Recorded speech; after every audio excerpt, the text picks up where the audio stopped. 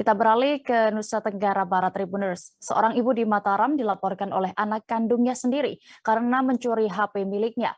Kasus ini pun mengungkap dan ternyata ibu itu diperkerjakan layaknya pembantu dan tak diberi uang oleh sang anak.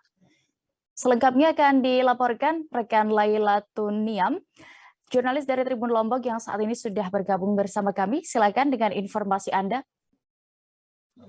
Baik, terima kasih rekan Dea. Selamat siang Tribuners semua dimanapun Anda berada. Saya Laila Tuniam, reporter tribunlombok.com, melaporkan kejadian yang terkait dengan seorang ibu kandung yang dilaporkan oleh anaknya ini terjadi di Kelurahan Mayure, Cakranegara, Kota Mataram.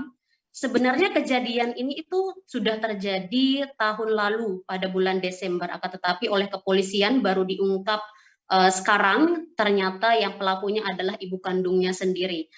Seorang ibu ini mengaku di Polsek Sandubaya bahwa dia nekat mencuri HP anaknya karena merasa kesal tidak diberi gaji karena ibu ini sebagai pembantu di rumah anaknya. Kemudian dia nekat akhirnya mencuri HP tersebut untuk membayar hutang. Kemudian oleh kepolisian tidak dilakukan penahanan karena ini masih kasus pencurian dalam keluarga. Kemudian pihak kepolisian menyelesaikan kasus ini dengan cara kekeluargaan.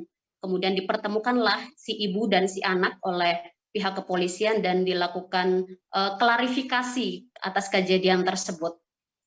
Dan kasus ini sudah dihentikan oleh pihak kepolisian dan ibu tersebut tidak ditahan seperti itu. Baik, hanya itu laporan yang dapat saya sampaikan. Saya Laila Tuniam, reporter tribunlombok.com. Saya kembalikan ke rekan Dea. Terima kasih. Terima kasih rekan Laila untuk laporan Anda. Selamat bertugas kembali. Terima kasih sudah nonton.